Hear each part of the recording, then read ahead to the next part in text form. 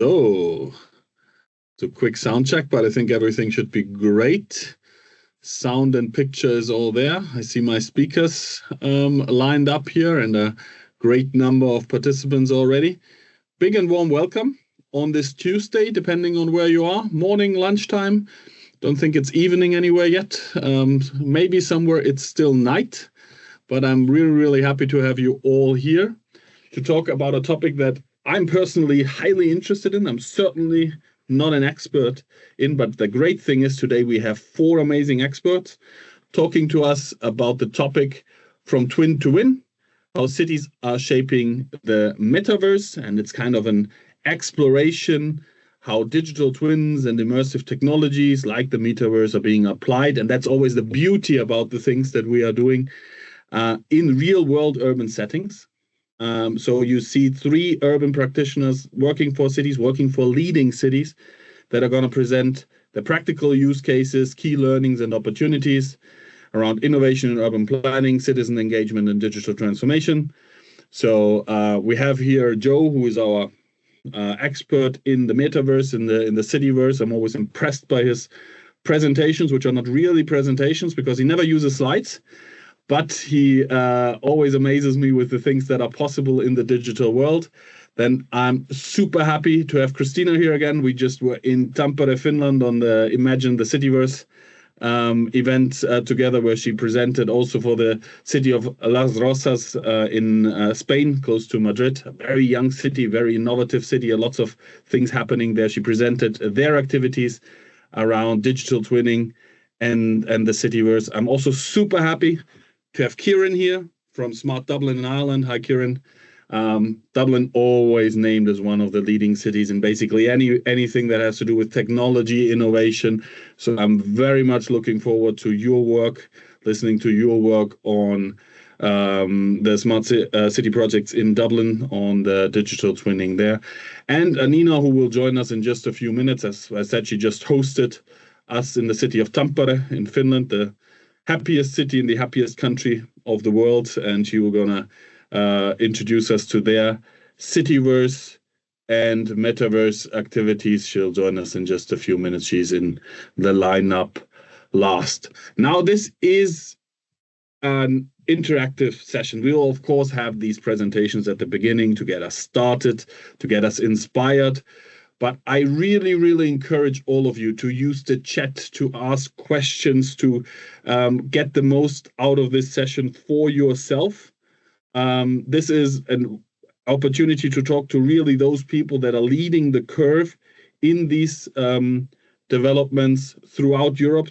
And so ask them questions, the tough ones, really. I'm really curious about this too. And my name is Alexander Schmidt. I'm the founder and CEO of Babel Smart Cities. What we do is we bring public and private sector together around the topic of innovation. So that's why I'm here. That's why I'm facilitating. And that's only the thing I'm going to do, facilitating. Small introduction on the topic, and then really handing over to the experts, to the practitioners for the rest of our agenda. So you'll just need to listen to me for a couple of more minutes where I'll give a short introduction, but then really handing over to our experts. So we'll do it in the order that Joe goes first, talking about the work that he's doing at BizTech. Again, don't expect any slides, expect something else, and I'm looking forward to that. Then we'll talk about the digital twin use cases of these 3 leading cities, again, Las Rozas in Spain, Dublin in Ireland, and Tampere in Finland. And then we will have time for a big discussion, for Q&As. Joe would moderate that together with my support. We'll talk about the differences of the digital twins in the cities. We talk about the problems. We talk about the ambitions. We talk about the past, the present, the learnings, the future. And I'm very much looking forward to that open round. And I really, really, really encourage all of you during the presentations, put your questions in the chats already. We will have the opportunity to get you on to the panel as well, so that you can ask your questions, can join the discussion. We don't do meetings where it's only going to be people presenting and you listening. We want that you replicate these things, that you learn these from these things, and that you use them in your own daily live.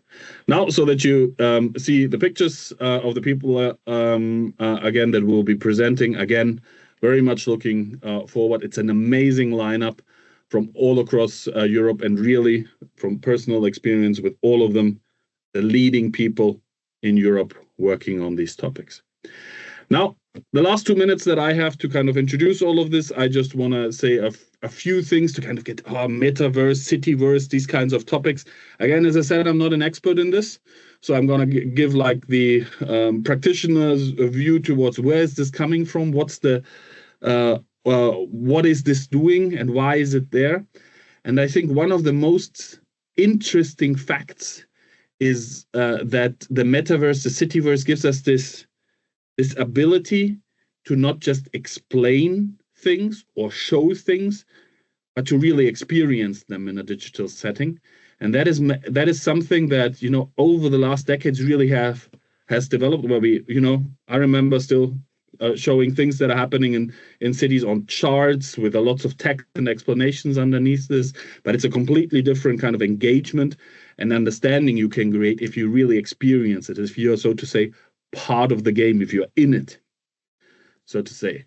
And that also has had a kind of a development of what happened within cities, right? So a couple of decades ago, there were these huge open data initiatives. We saw them a lot in the UK, but all across the world, we saw them. Lots of data from the siloed activities within cities were kind of made more publicly available. APIs were made available, and then they were put into different types of graphics. First 2D, so that you could see traffic flow, for example. The 3D models helped us really, you know, start planning the digital sphere in more reality. But now this new level of the metaverse really allows it to be in it and experience it.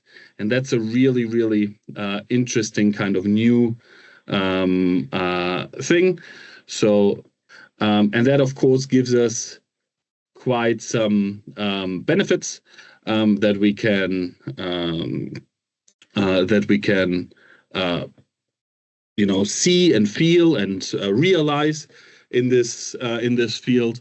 And those are just a few. And actually, I expect to learn a lot more benefits during the next hour from our experts.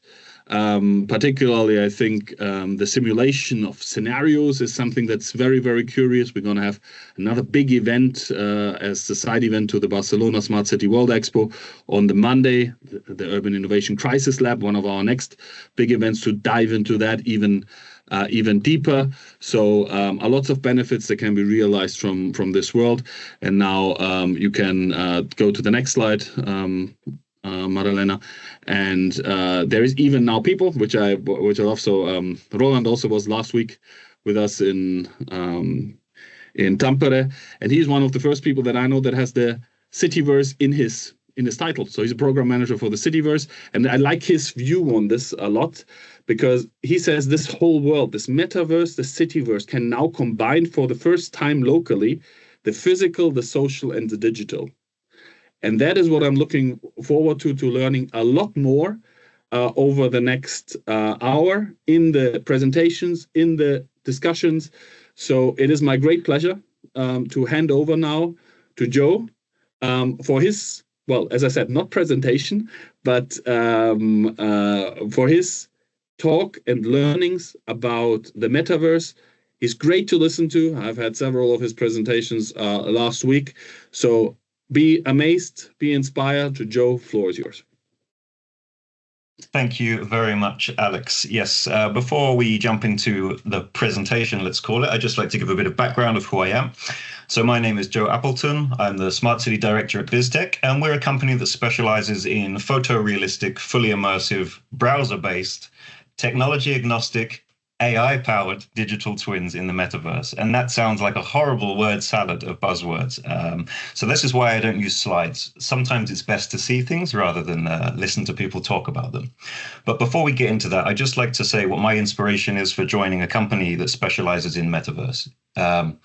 I've always been led by speculative fiction, and back in the 1960s, my favorite sci-fi author, Stanisław Lem, was already imagining worlds that are very close to what we're in now. Simulated realities, artificial intelligence, human perception driven by tech, and societies where experience could be engineered and also commodified. And he didn't use the word metaverse, but he saw it coming. So today we're not actually about to discuss speculative fiction. We're exploring what's really happening right here, right now, and today. And so after a few weeks of being on the road and talking about in these presentations that Alex has kindly mentioned, I'm bored of my own voice, and I'm not going to bore you with it too much either. And the metaverse is very much a visual experience, and I think showing off a video of what we're actively doing is the best way to showcase what the cityverse and metaverse can do.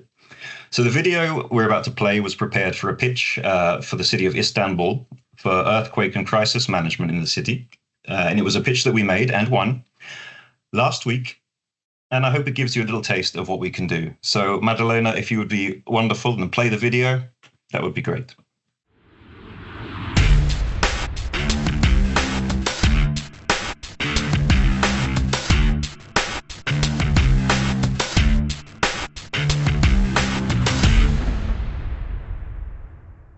Welcome to BizTech, where digital innovation meets real-world impact.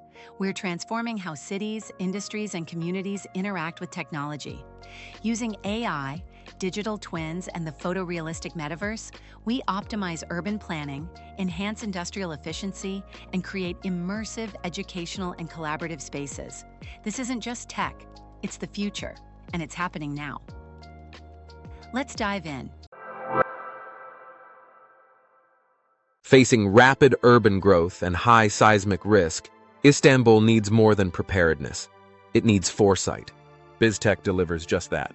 Our AI-powered metaverse platform builds a living digital twin of the city, simulating earthquake scenarios, identifying vulnerabilities, and optimizing emergency response in real time. Predictive analytics sharpen evacuation planning. Immersive VR training prepares both first responders and residents, transforming readiness into resilience. With reduced response time, minimized infrastructure damage, and smarter investments, BizTech empowers Istanbul to build a safer, smarter tomorrow, today. BizTech's solution enhances Istanbul's earthquake preparedness with interactive digital twins, AI-driven risk modeling, and IoT-enabled real-time monitoring. Our platform creates a virtual replica of the city, simulating seismic impacts to identify vulnerabilities with the use of a powerful gaming engine. Implementation of agentic AI into Istanbul's earthquake preparedness. Introducing BizTech's agentic AI.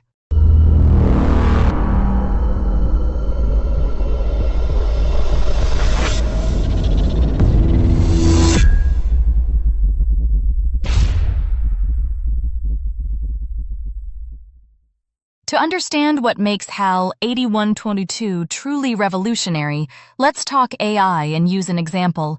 You've probably heard of generative AI like ChatGPT. It's a super creative artist. It can write evacuation plans, simulate flood zones, even visualize rebuilding efforts, if someone asks. But agentic AI? That's HAL. While others are still drafting ideas, HAL's already in action.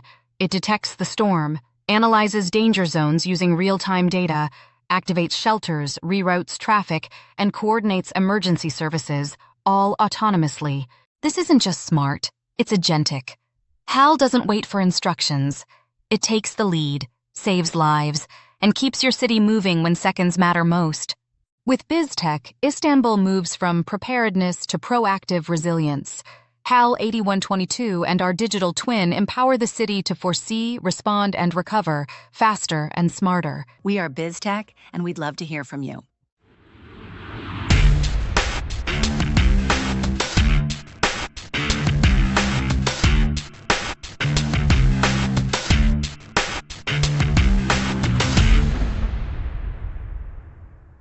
So I hope that gives you just a little taste of what we're actually doing and operating.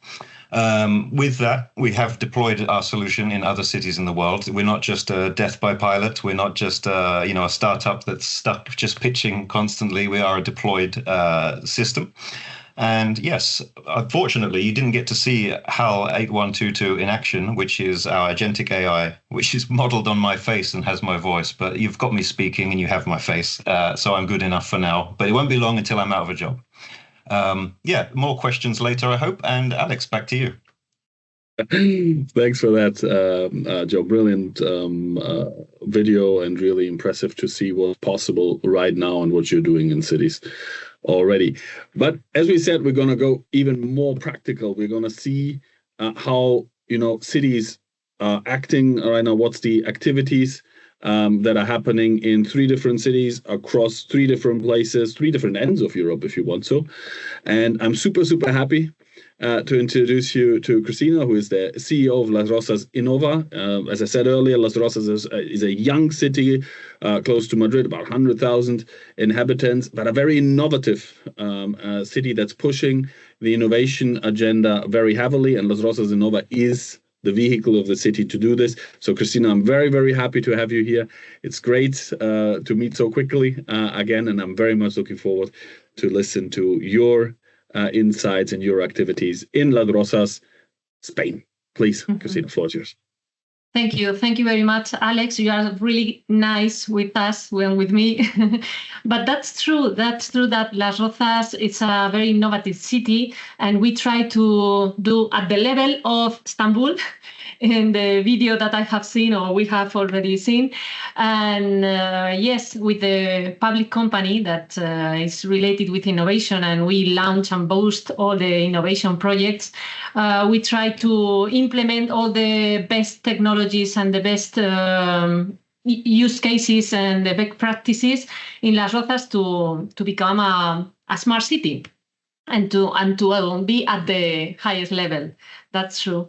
And just a video, wait a minute, just a little video of 1.5 minutes to show you what we do in innovation. I bet you've heard about Las Rozas. Las Rozas is synonymous of sport, Education, culture, family, leisure.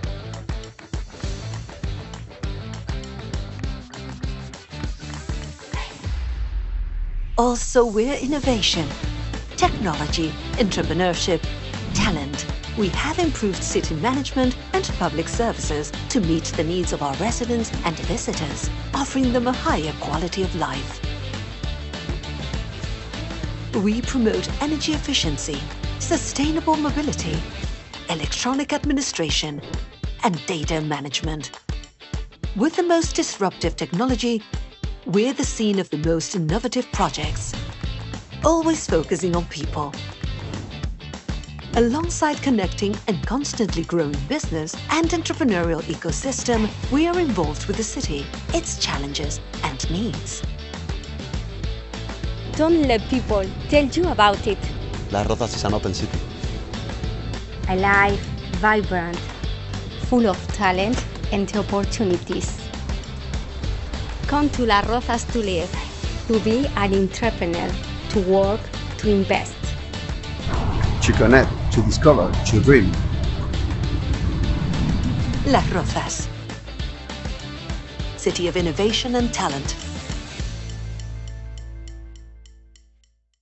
Okay, and if you see here in the map, we are really near from the city center, from Madrid capital. So we have the best thing of being just near, and the worst thing that being compared always with the capital of the country. But our strategy in innovation is based on 3 pillars: the technological development, connection with the ecosystem, and attracting investment and talent. But focusing in the technological development, that's true that we are implementing in the last years and just now the best technologies in security cameras, sensors in buildings, smart watering, LED lighting, energy efficiency plan, and digital twin that we have already finished implementing, or the base, and sensors in air quality and planification in a smart city in general. And how can we do that? different tools. The public procurements of innovation in Las Rozas and the digital twin has been one of the results of this procurement, and as well with GovTech, with identifying challenges in different ways in different sectors of the city, searching solutions with the startups and companies, and implementing a pilot, testing if it works, and then scaling it and using it. And these examples of challenge, for example, last week here in the lower part of the slide, the challenge that we launched in Tampere last week about emergencies and the response and the management of these kind of events in the city, or in the upper part with Business France, we launched a challenge about how to take data and manage all the data related with tourism, that that in Spain is a very important area. And as well, we are a living lab. The city of La Roza is well known in Spain as a living lab, a city of space to test and demonstrate technologies, and we have several examples. But we belong as well to 14 already European consortiums that give us the opportunity to test as well technology and to share our knowledge and learn as well from others that are doing good things and the things very well. And the networking is really important, being in these nets, nets national and international, has given us the opportunity to be one of the smartest cities in Spain. And focusing in the digital twin, we are involved in this adventure of having the digital platform of the city in all the sectors: tourism, waste management, the environmental quality air, and so on, and as well the transport, the mobility, and the security, and so on. And we started with the mobility digital twin. It was a result of a public procurement, and has different configurations and monitoring modules. The platform has a powerful set of tools and functionalities for information analysis, as well as representation in different types of graphs, reports, indicators, statistics, performance indicators as well, and operational dashboards, as you can see in the screen, for day-to-day mobility management, synoptic information, performance indicators, and it also provides a strategy or high-level vision for the management and executive at a political level. So we try to manage the city with this platform that we are implementing. As well, we have the control of the low emission zone, that is a policy of Europe, that constitutes an entire use case in the smart city platform for us. It acts as a central core of the solution due to the capabilities for integrating and exploiting different data sources, systems, including all value extraction of this big data analysis. This is the core, but as well, we can simulate and predict with another module that the Smart City platform has for Las Rozas, and it integrates through the acquisition layer the necessary information to develop the multimodal mobility model, including information of public transport routes, the stops, the schedules.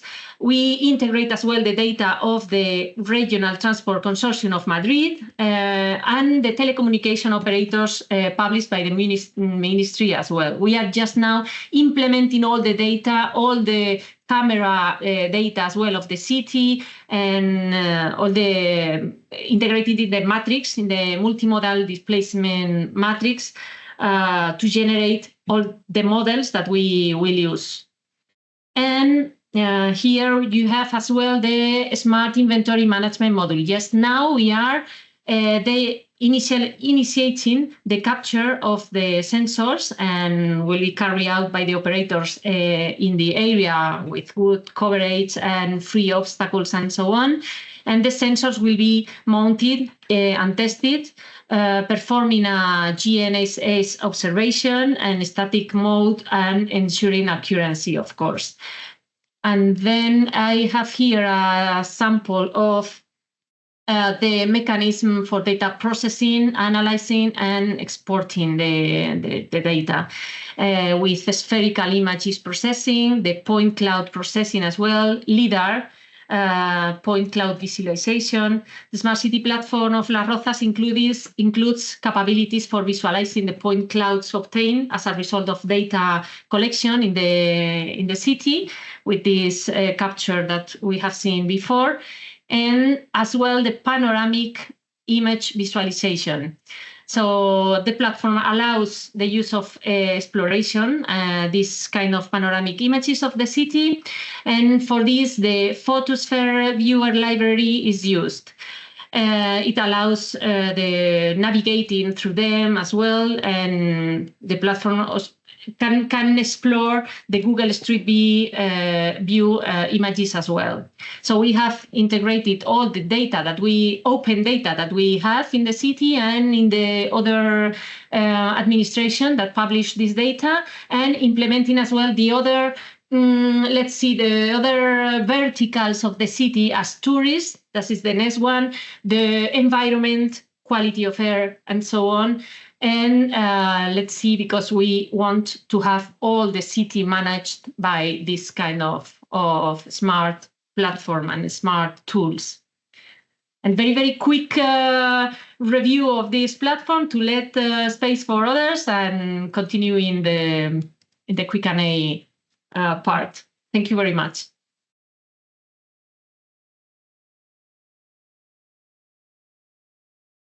Very, very cool. Thank you very much, Cristina. There's a lots of cool insights there and lots of practical knowledge. We will have time to discuss later. But in this overall process that you've described, what was kind of a moment that you said was really important or pivotal to the progress, where you say, hey, this was either, I don't know, a big problem that you needed to solve or something that really impressed you in what was possible?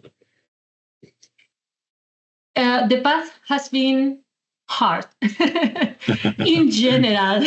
I mean, because it's expensive to have this kind of tool, and the procurement was partially financed by Next Generation funds.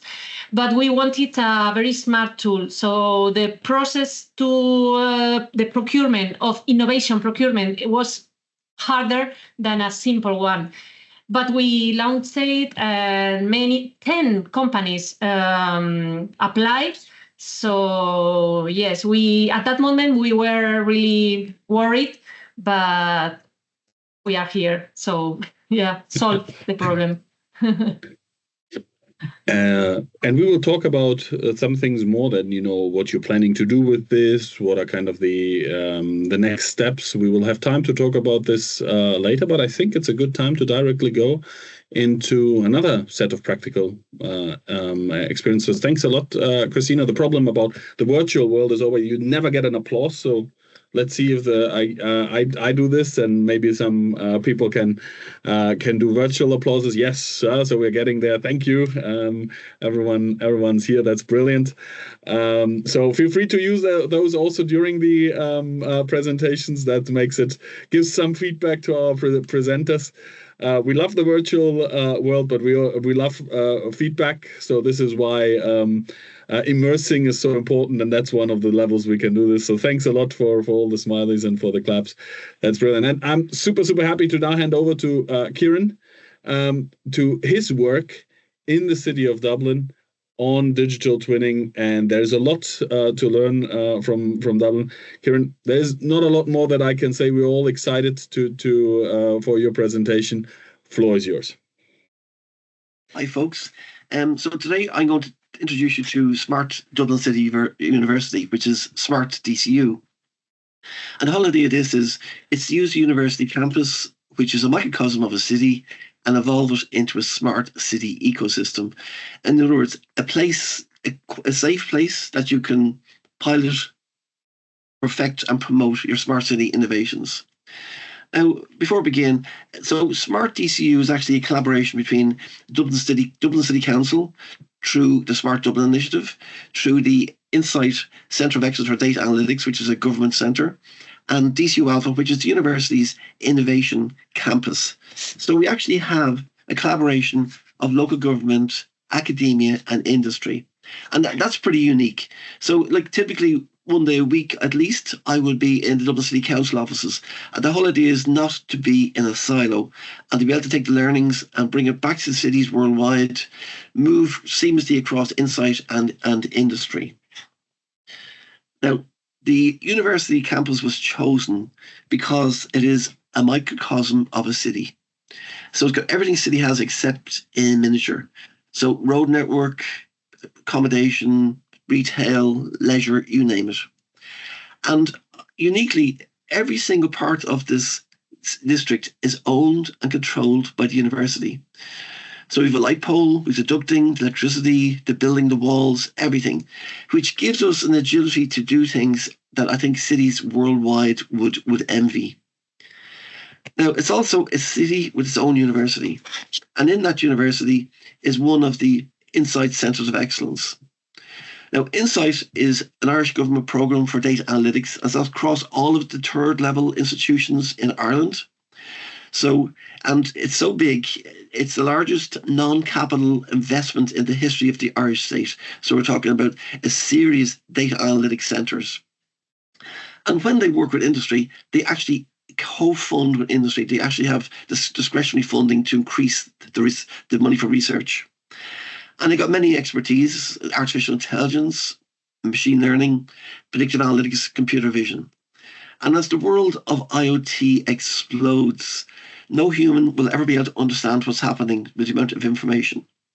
So they have the ability to do things like baseline normal IoT activity, detect anomalies, and also trigger alarms. They are just an amazing entity. Now, on the university campus, there's many, many initiatives. Too many to talk about. Like, we've had e-scooters with AI-enabled computer vision, to which you would detect hazards like pedestrians or footpath riding, and that was a very big project to improve rider and pedestrian safety for e-scooters. The bins will report on our fullness. We actually have a project at the moment looking at real-time consumption of electricity. So we have sensors on our high voltage transformers, which are synchronized by GPS and are looking at the current used to the millisecond. And so we've got many, many additional initiatives. We had 2 experimental delivery robots. And even when you come to the campus, excuse me, we're doing real-time campus occupancy. So we're counting pedestrians anonymously on off the campus. And we're also looking at vehicles and classifying them automatically. So many, many different initiatives. So we brought this to the attention of a company called Bentley Systems. Now, Bentley is an infrastructure engineering software company. If you're building an airport, their software helps you build it. And they came to DCU and they came to the conclusion that we are one of the world's smartest sandboxes. And it's a fantastic recognition. And so it began about 3 years ago, a collaboration between Bentley and using their experience and their software combined with Insight's data analytics capabilities and Smart Dublin, the city for their city expertise and experience. And the whole idea is to accelerate the development of city digital twins. Now, my view of a digital twin, and I know a digital twin is like describing a rainbow. It can be lots of things. But one of the things is it's got a 3D model of something which is physical. In this case, the university campus. And then on the same platform, you bring in as much digital assets as you have. So if you had a room booking system, if you got your real-time IoT data, if you got a building information model, all on the same platform.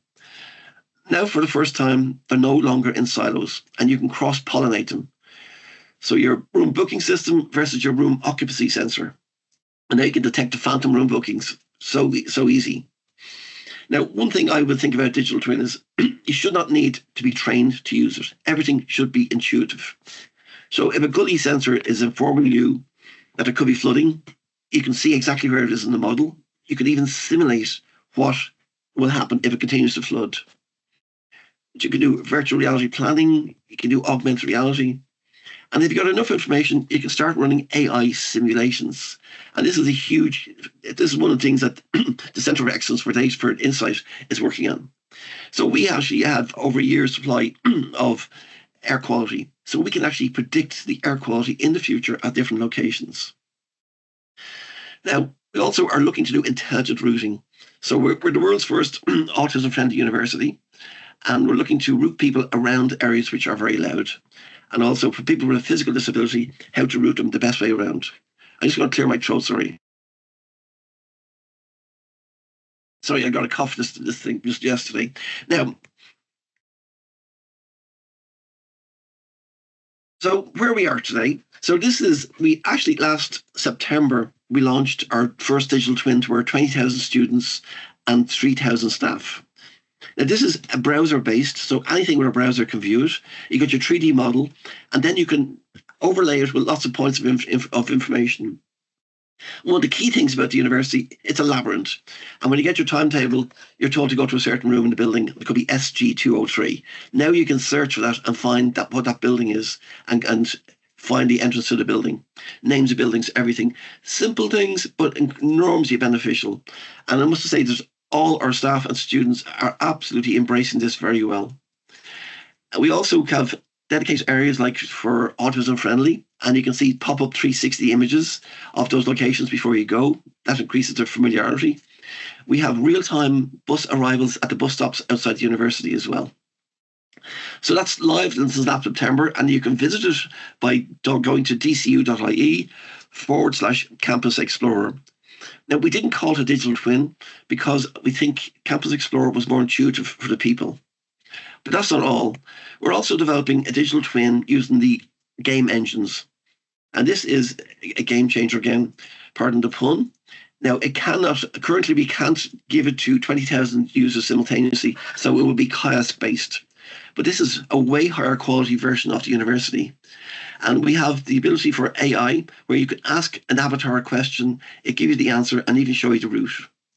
And also we'll be visualizing the real-time analytics, and in such an intuitive way, you don't need to be trained. It'll also be seamlessly able to bring you from outdoors to indoors. So that is what we're working on digital twins. Key findings, digital twins are absolutely key for smart cities. And what we're doing with them, I think, could be described as humanizing infrastructure. So thank you for your time. Oh, thank you for the presentation, Kieran, and for the puns in between. Big fan. Oh, now the virtual applauses also work very well. It's great to have an Irishman talking about rainbows. We're just missing the leprechaun and the pot of gold. But what is it in this presentation or in this work that you have been doing over a while that kind of surprised you with the value it provided, right? Because this is amazing to see. There's a lots of use cases also where you practically use it. But what was the one that you say is kind of, this really provided more value than I thought? So the basic digital twin you saw that we released began as a simple digital twin to show you the location of autism-friendly places across the university. And because nobody with autism is going to explore the university, so now we can say, here's the 26 places which are specially designed for you to chill out. So, but then our student care people said, wow, we now see the power of this. We have hundreds of points of interest. Can we join it as well? And then our HR department went, wow, can we have a version for new staff? And then people said, for new students. So it's growing and growing and growing. And currently the next step is to have an AI overlay onto it as well, which we're going to call Campus Ambassador.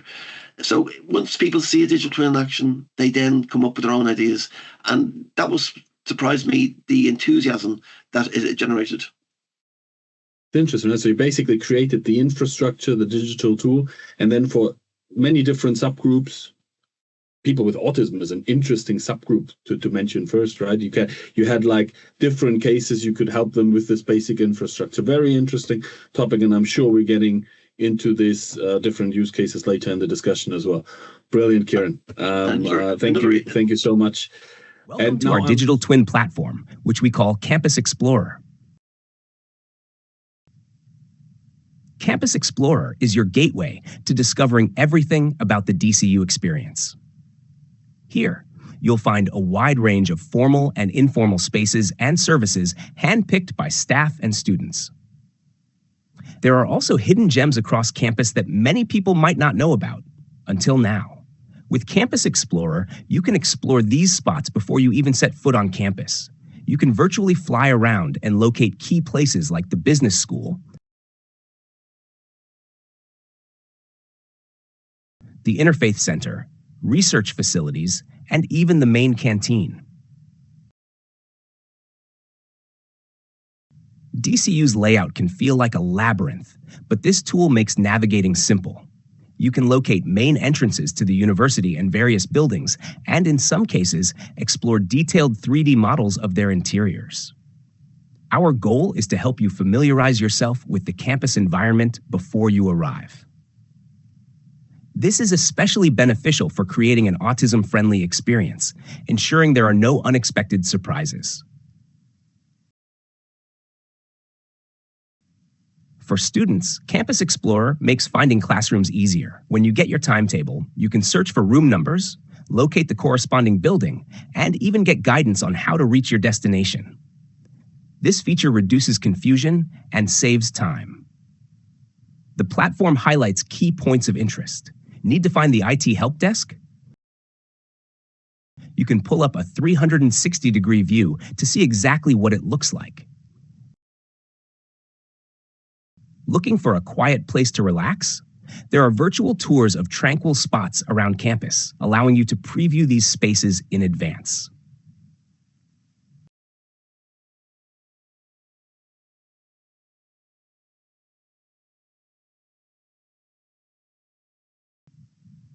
There are also plenty of study areas, and you can view pop-up images to check them out before you arrive.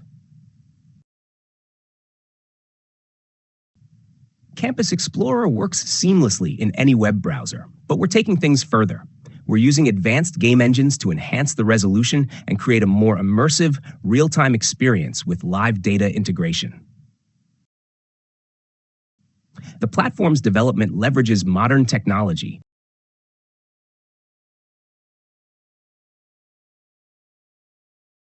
including iPhone 14 Pro cameras to capture high-quality models. Sound levels are also recorded in various locations, helping you know what to expect in different environments, like our new wellness center, a peaceful haven you can explore virtually.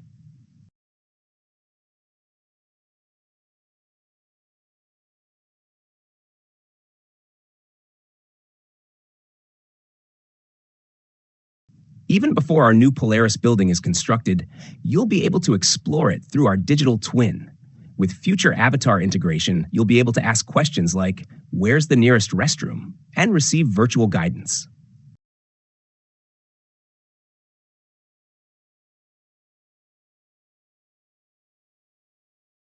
Here's a glimpse of the latest version of our digital twin, showcasing seamless transitions between indoor and outdoor spaces. We're still refining large building models, but the level of detail is already impressive. This can be experienced through virtual reality, offering a fully immersive campus tour. We're excited to share the future of DCU's digital experience with you.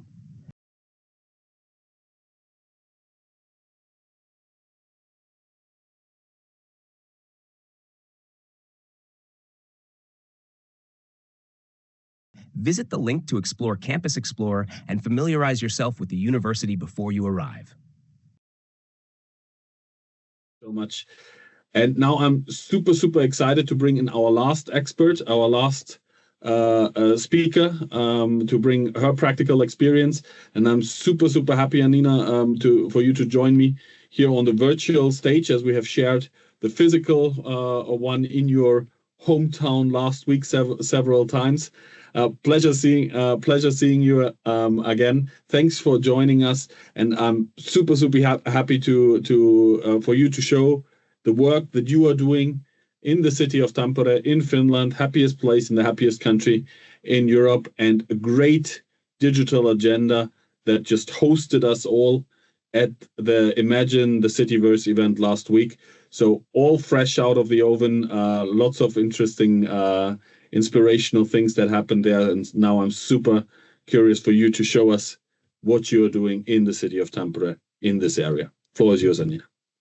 Thank you so much, Alex, for the kind words. I'm almost blushing here with all the all the nice words. It's a pleasure being here. Thanks for participating, and hopefully I can give you some insights what we have been doing and what we are aiming to do next.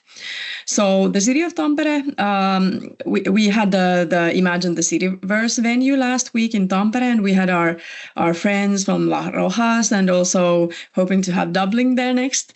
And Alex's team was there, and we had this good fortune to discuss on what's ongoing in the smart cities.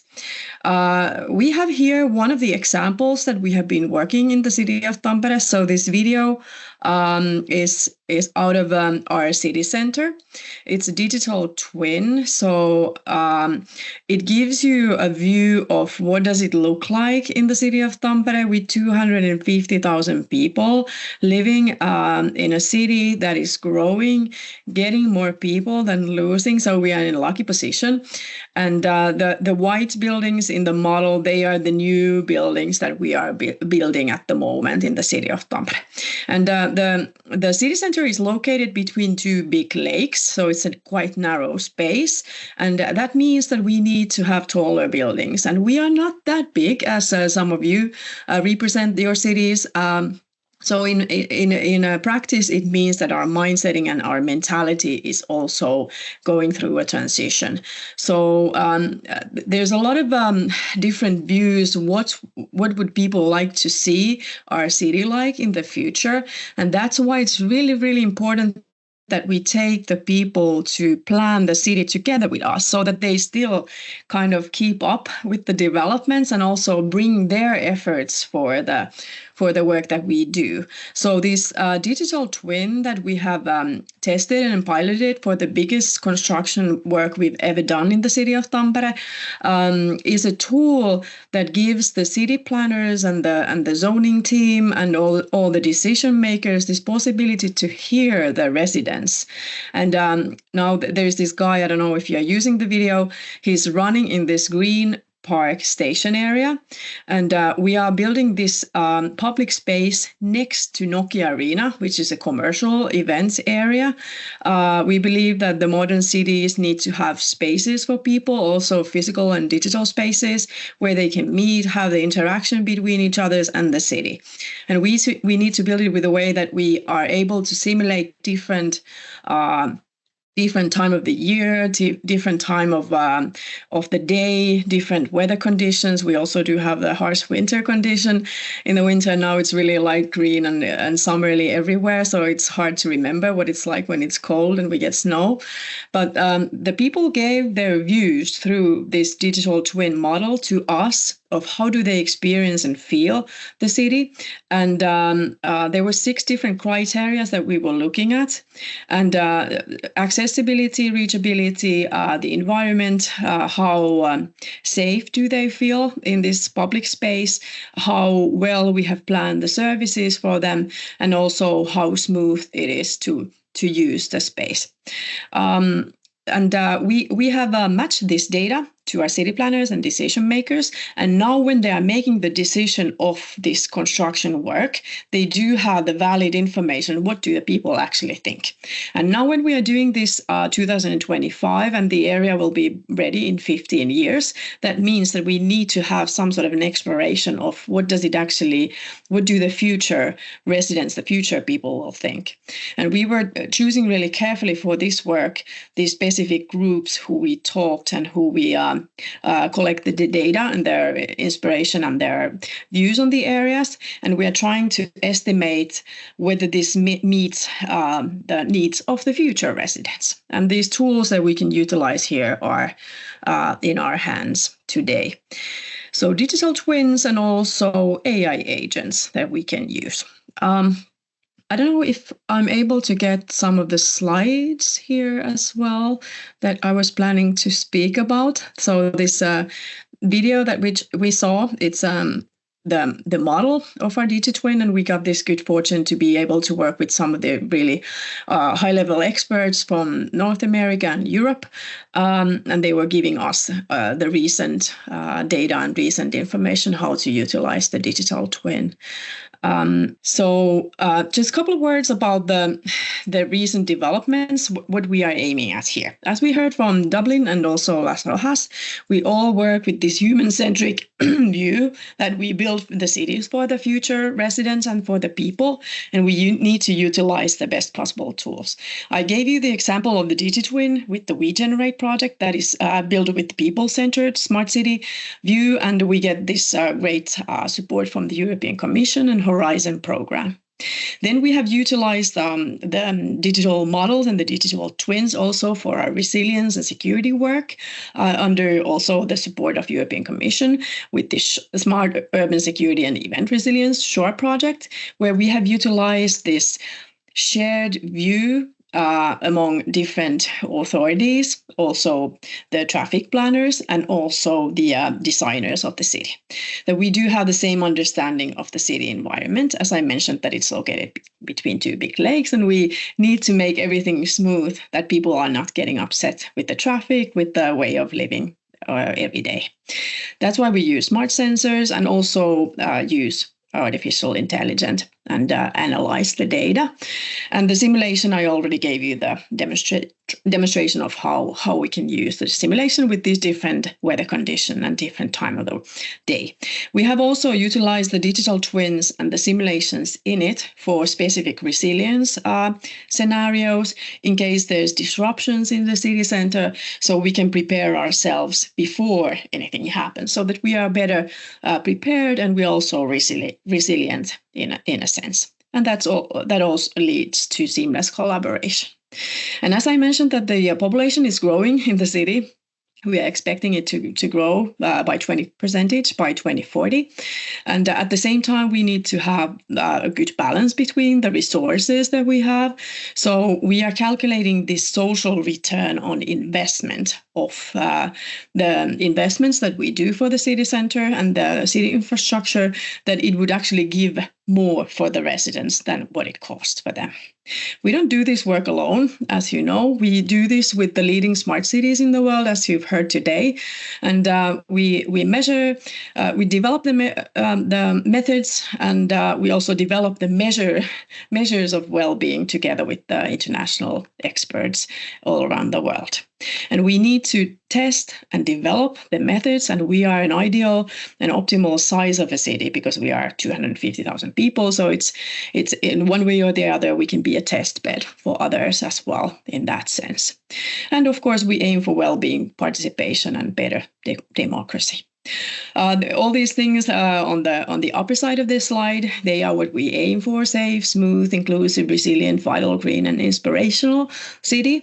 And we offer this for all these stakeholders mentioned here, for the residents, for the city planners, for the people who produce cultural experiences, also the education and sports experts, and for sure for the business life. We've heard several digital twins and models that we operate on, but what is really important to remember that this is really for the people and the residents, sometimes the visitors in the city. But we have different dimensions in the work. I have some friends here because I'm on the summer holiday. Izzy is outside, I think. So we have the digital space where we work. Then we have the social space, meaning where we are with the people. Then we have the physical urban space. Go and ask Dad outside. Then we have the physical urban space, that meaning the construction work, all the traffic work, all the green parks, the areas where we physically are. But what is really important to remember is this emotional environment that sometimes we forget. How do we get this experience on an emotional level, this root feeling? How do people feel that they are at home. That's a really essential element that our scholars are working on. And it's related to the sense of security, smooth mobility, belonging to communities, and participatory work.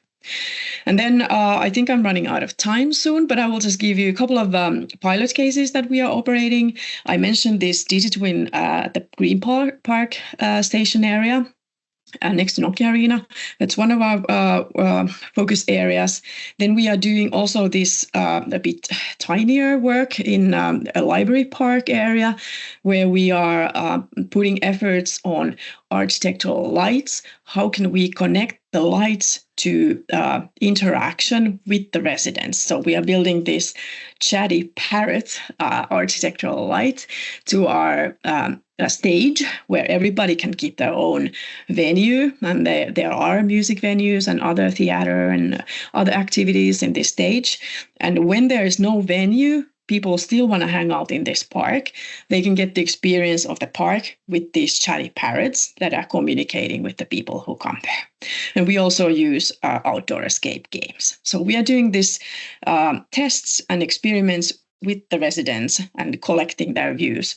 What do they actually think and feel?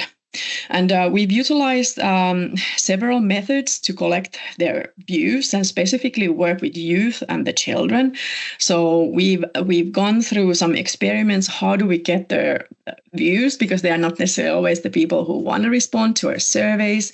So now we have AI agents that we can somehow relate, but I think it's a bit of a mixture of different methods that we need to use. So we use digital surveys and also the different data collecting models.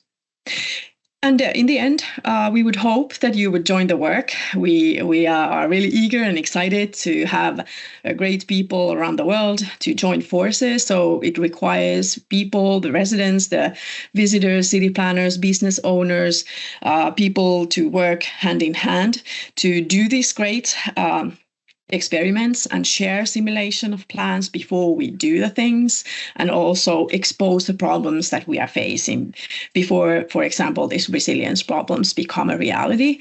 And then also it's about improving our urban lives and creating more economic opportunities and revitalize a close-knit community. So thank you for attention and hope to see you in the future. Thanks so much for this, Anniina. Super interesting work. I think I even saw my hotel in the picture and in the graphic earlier, right? So did you see any kind of improvements in the way you communicate that? Because I remember, right, so we've been doing this for a while now, right? So 15 years ago, you had to show graphics or, pictures and these kinds of things.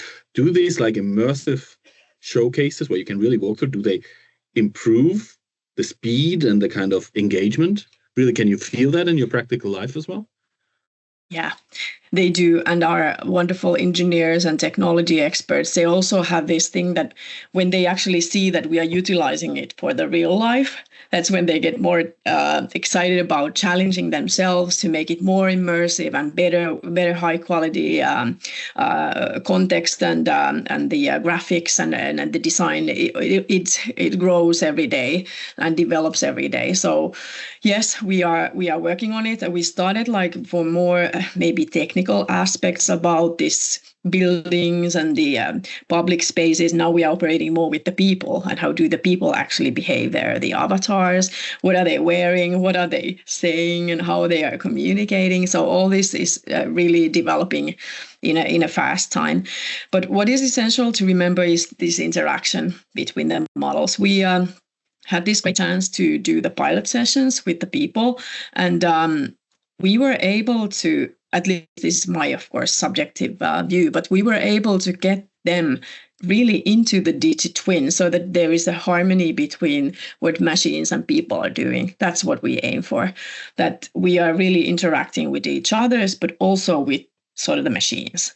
So that's a really cool thing. And I think last week when you guys were visiting Tampere, we did these AI agent test sessions with some of the Swedish experts, and at least I felt that we are really close to this interaction with really, really smart machines that can help us in the work. But we need to keep it in balance so that everybody stays on board. And I look forward to discussing that in more depth when we have all the experts back on stage and start the discussion session. But also, thank you for bringing the next generation into it. It's great to see that your kids are also interested in the topic. Next time we'll give them an active role in here. I'll bring my daughter too, because there's a reason we are doing all of this, right? Creating, as you said, better lives for the next generation. Yes. So happy to have them in calls like this. In Germany is not yet holidays, so my daughter is in school.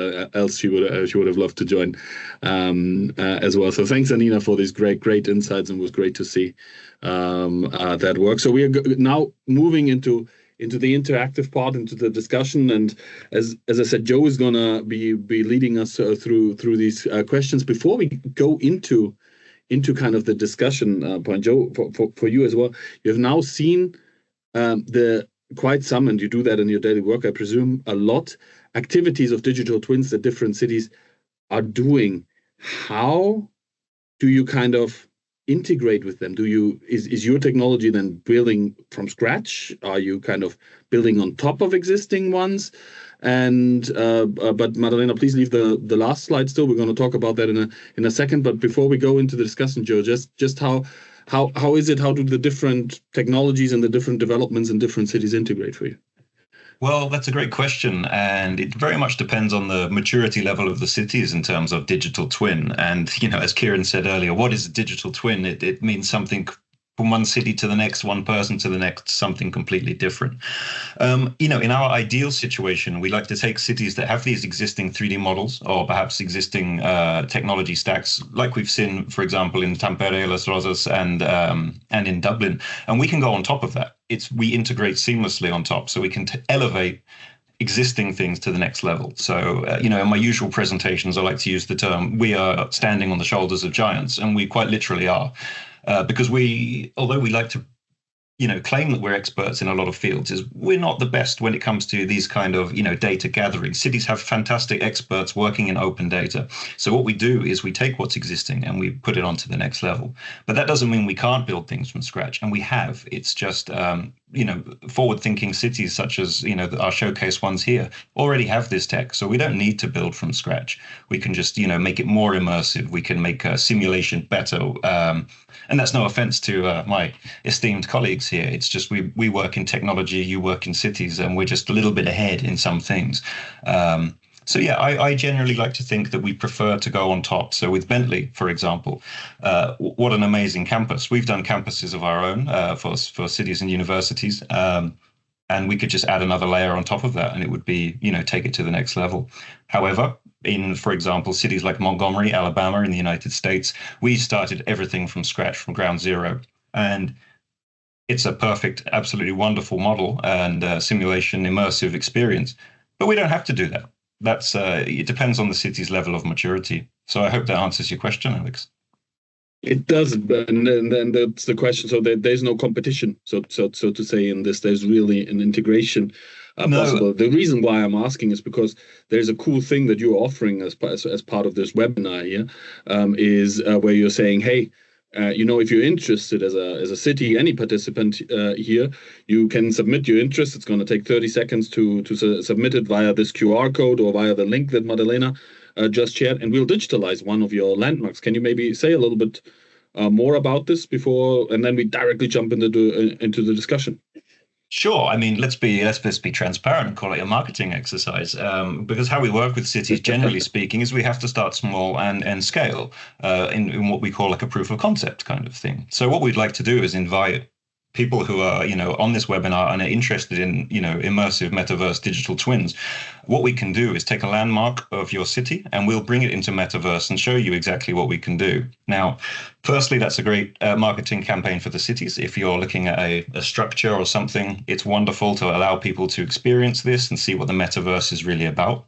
For us, it's fantastic, so we can show you what the metaverse is not. Unfortunately, the term metaverse was kind of championed by Mark Zuckerberg, and everyone thinks back, years ago of weird sprites and this kind of really basic video game kind of thing. But as you've seen from these experiences, DCU's campus, we've evolved way past that. And so this is a way to sort of put Metaverse into everyone's, consciousness as something more than just a silly, colorful video game. It's more like a real video game with photorealistic opportunities. So yeah, well, I would like to invite everybody here to use the QR code, write a very quick summary of what you'd like from your city. And what we're going to do is take it to a panel of expert judges, which we will announce to give full transparency after this call. And we will, find the best showcase.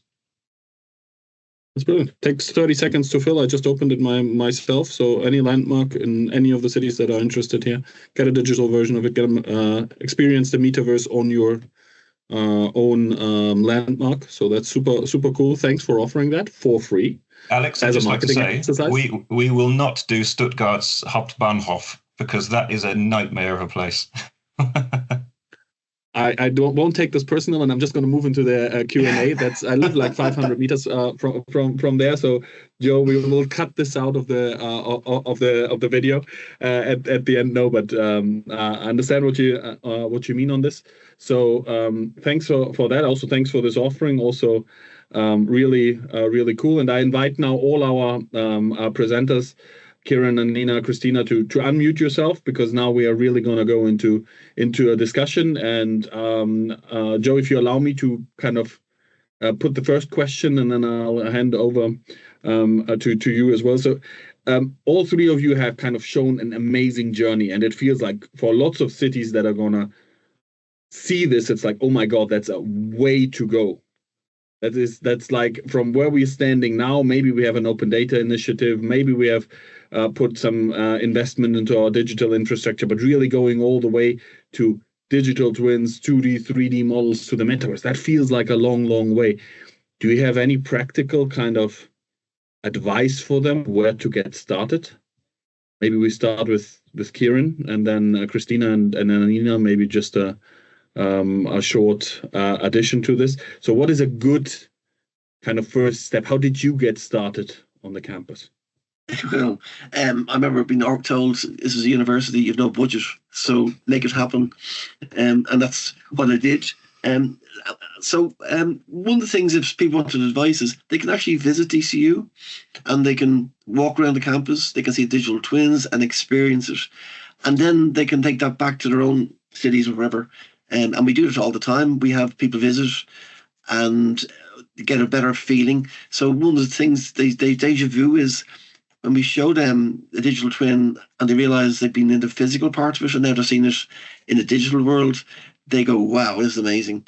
So like some of the small places we have an interfaith center, and we digitized the inside of that using an Apple iPhone 14 Pro, and literally took 30 minutes. And when you realize consumer electronics can now make 3D models of interiors of buildings so easy, like that's usually shocked people when they realize where we're going. And as everything is moving so fast, like 3 years ago, what could be very difficult is now becoming dead simple to do. So anybody joining and wanting to copy, it'd be easier for them than it was ever before. And so that's what I'd say. You could please come visit DCU and we'll show you around, and you can ask questions and learn from that.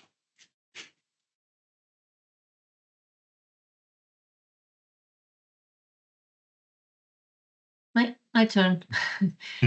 Please. Yeah, we in Las Rozas we have a strong strategy in innovation, and we saw some years ago that the management through data it was the path to walk. And yes, but we saw the best cases and the thing that other cities were doing. It's obvious that we are not in the upper part of the list, but we started with nothing. So we started with the sensors, with the collection of data and so on, and organizing. And when was that? Just maybe also to give this all a timeline. When did you start with nothing? How long ago is this? Some years ago. 3 years ago or something like that, because the platform has been established in 1 year. So, but take note that the low emission zones in Europe has pushed all the cities, at least in Spain. because many cities in Spain has now establishing their low zone emission zones with these tools to be managed, because if not, it's impossible. So yes, the law has pushed us, but our spirit, our DNA of innovation has done that our ambition were higher than maybe other cities. So we have invest more, and we are now in a non-way back processes of having a cityverse maybe, or a metaverse, who knows? Yeah. It is fast, actually. Anniina, please. Yeah, thanks. Well, I don't know if I have anything to add here specifically, but what I was thinking is that you need to start somewhere. With the has said earlier, we started utilizing the IoT platform first. So we have this Internet of Actions and Internet of Technology platform that we started operating, that we integrate different systems into each other's. And we did these experiments with the city infrastructure models, like the city lights, that we can actually guide and program them for specific use cases, so that we get strong support from the technology platforms. And then, of course, when we are talking about the digital twins, that what sort of build infrastructure model there is as a basis for the work, what sort of a city GML model there is for the basis of the work. But we don't believe, at least I don't believe into this rational world that we would be ready with all the technology and all the solutions that there are, and then we could just up and run with that, because we are people.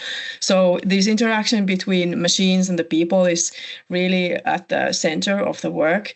That we start taking different technologies, and then it of course levels up. And then, for example, now we are not ready with our IoT platform, but we are taking steps towards IoA, so Internet of Actions, that goes a bit further than collecting different data sources, that we would be better in harmony with if there's smart sensors in the city that we can collect data, then we can combine this data with our IoT platform, and it goes to, for example, to the command and control platform if it would be a case of security or resilience, so that the actors could actually use this data in their work and have this shared knowledge, shared information.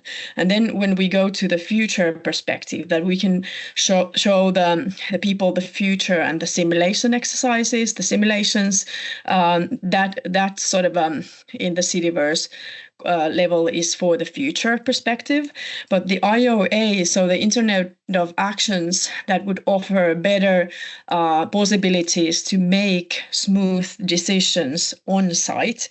That's something that we are working on at the moment. We didn't know this for a couple of years ago. Now we know it, but this is something that it evolves in time, and there's no like best solutions. There's only best possible solutions, and that's why we need each other, so that we can actually learn from different users, different cities, different approaches to have the best possible setting for the residents and the people, with of course cost-efficient ways.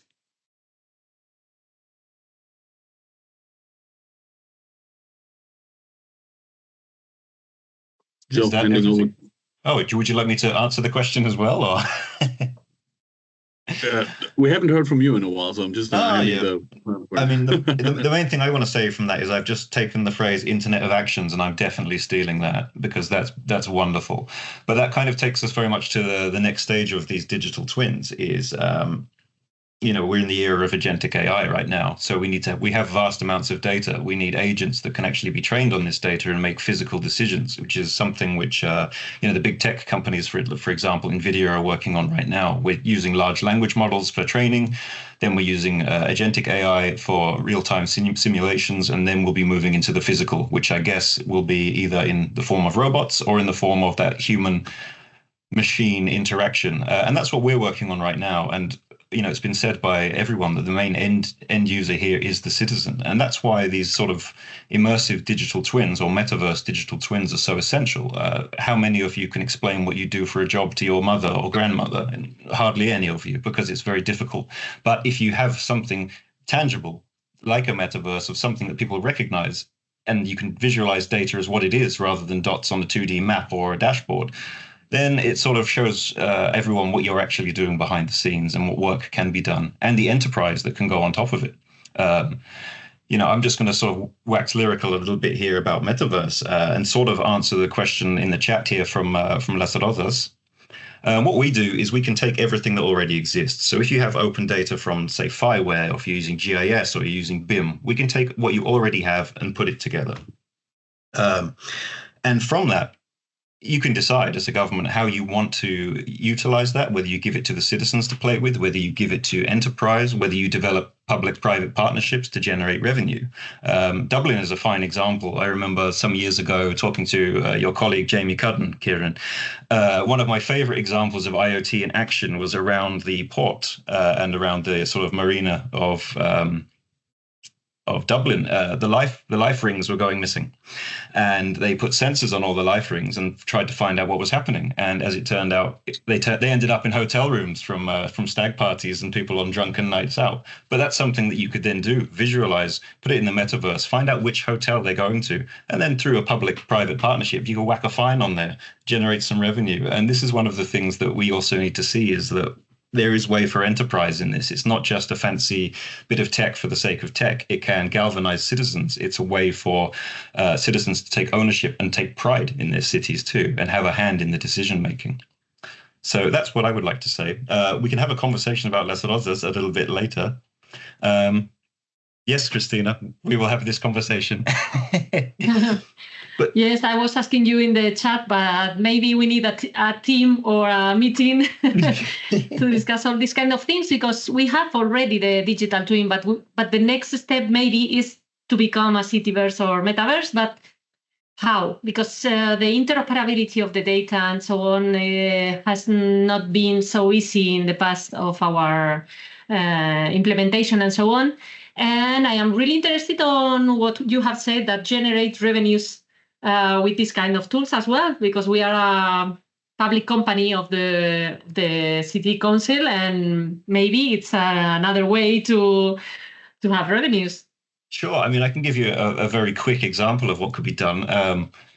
Pay attention, everyone. This could be a good one. What you can do is through agentic AI in these, we can use like video VLM models from existing security cameras. So most cities have roads, they have cameras existing on them already. You don't need to upgrade the camera as long as it's relatively new, so not 30-year-old technology. And through that data can go straight to an agent rather than one guy looking at a million screens. And they can find traffic violations of people that aren't wearing seatbelts, people that aren't that are driving too fast, that are driving erratically, making wrong turns. And that's something that can be implemented very quickly. Generating revenue, of course, for cities is difficult, but if you do have that kind of PPP in place, you can, have a local company develop a ticketing system, and essentially you'll probably earn more money than you should. But that's just one of many ways that can be done. As mentioned with Tampere, for example, there's ways to bring clothing into the metaverse. You can use it as digital shop fronts. You can use it for all kinds of things. It's unfortunately, the opportunities are endless, which make it very hard to sort of sell because it sounds too vague. There's no, the strategy has to be what you want. But we can talk about it. That was actually going to be one of the questions I wanted to ask back to you guys about how are there any particular ways that you're monetizing your existing projects? Like at DCU, of course, you're a university, but are there any ways that you're able to generate revenue or help sort of get the return of investment on the project? No, it was never set up to generate income because it's a university, number one.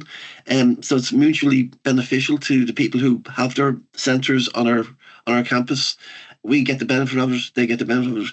So what I wouldn't call a revenue, but like corporates do sponsor things. So like Bentley Systems has sponsored Digital Twin, and that comes in the form of cash, software and support in many ways, expertise.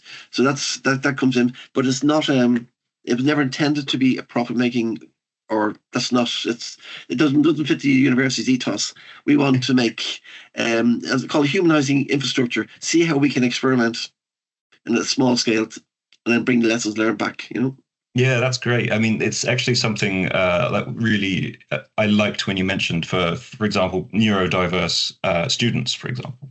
And now it might not be directly for generating revenue, but if you're able to show off your campus and show that it's set up and built in a way that is great for example, neurodiverse students, then they will come to your university and they will spend money in your city. So I guess that's the indirect revenue opportunity.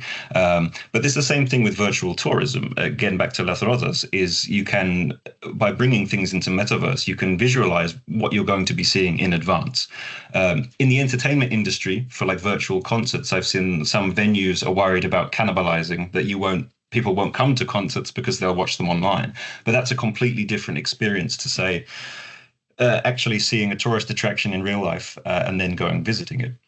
Returning tourists, I think, is one of the tourism is a huge market for this. I remember the first time I went to Japan, I watched a lot of YouTube videos working out how to cross the street, what area I would be in, and it made me feel like a local straight away. So I didn't waste time looking at maps. I didn't waste time wondering what any social etiquette or social norms are. Do you push the button to cross the street? Do you not? And this is exactly the kind of thing that Metaverse can be used for. So that's one thing I'd like to add. Alex, you got any questions? No, just still digesting what you just said. That it really gives a lot of kind of endless possibilities. But that's kind of if everything is bound to our imagination, let's maybe go into that a little bit more. Also, Kieran did some great puns earlier, so I'm going to do one now. I'm just coming from imagine the cityverse, right? So let's imagine some things. So what is it in cool or very practical cases that you want to implement in the future, where you are thinking, hey, this might really bring some more value to me, my citizens, my city leadership, my company partners, anyone from the triple helix or multiple helix area? What kind of cases or what kind of application areas, use cases can you imagine, so to say? Kieran, Cristina, Anniina, who wants to start? One of the centres of excellence in DCU is emergency management. And now there's a project for digital twins for emergency management with that business school. And this is sort of something that would never have happened if we had never introduced the whole concept of digital twins. And that is taking a lot of momentum. It's Dublin City University, it's the DCU Business School, it's Dublin City Fire Brigade, it's Bentley Systems. So that's becoming its own critical mass, and that's we'd like that to be very successful because it makes cities safer, it'll reduce insurance costs, so that's some things we're looking forward to pushing. That is interesting. This whole topic about emergency responses, this unfortunately costs a lot of money. So we had a gentleman from Cincinnati in one of our panels. He said the investment into these kinds of scenarios, and if you do, so to say, do the infrastructure planning before having the disaster, the payout will be 1 to 10,000. I think he said.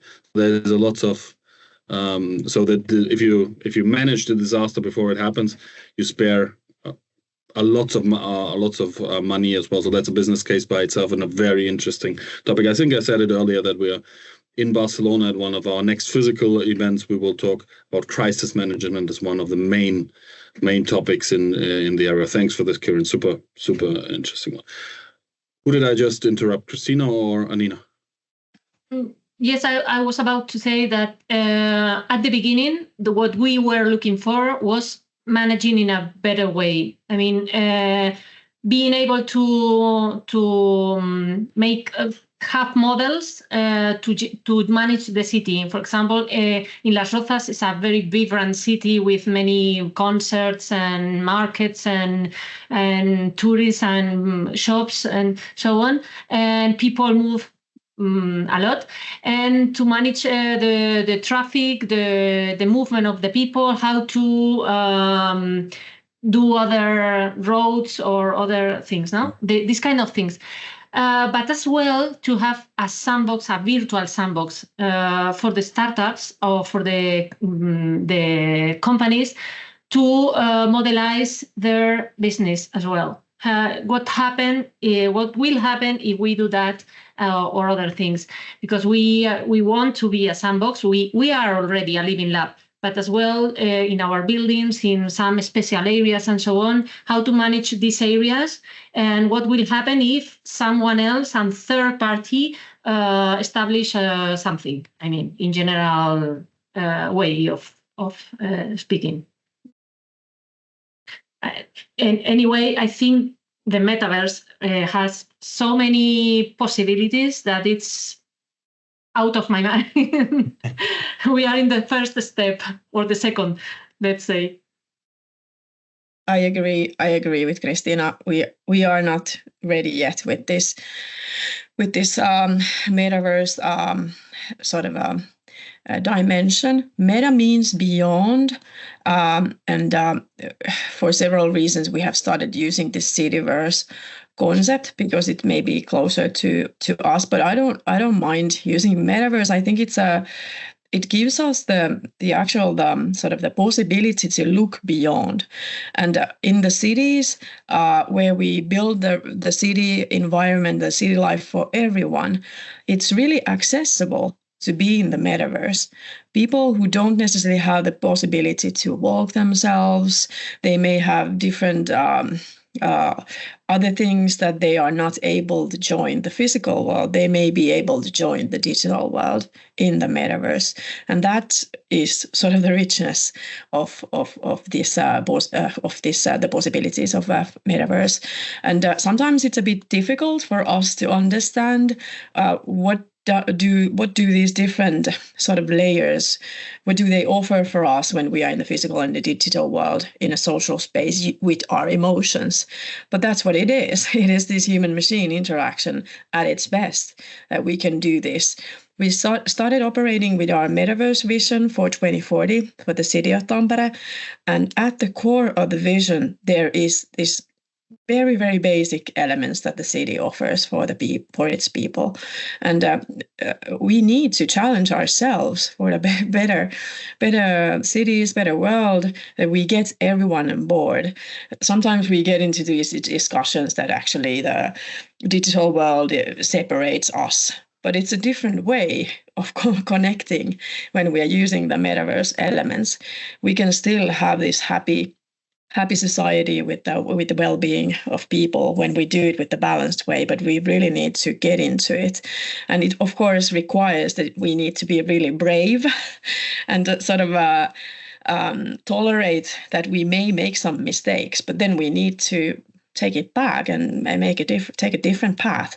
But that's why it's fantastic to work in collaboration with the world's best experts, because people who have knowledge in Japan or in Spain or Ireland, they can support us that don't do this. Maybe you can try this, and then maybe we can give our share to others. So we on a really concrete level that we were discussing about the value of the metaverse and the value for money. That's usually really understandable for us as human beings. We specifically choose to do these calculations on the social return on investment. And we didn't figure this out ourselves. We learned it from Italians, where they estimate the value of arts and culture for the people.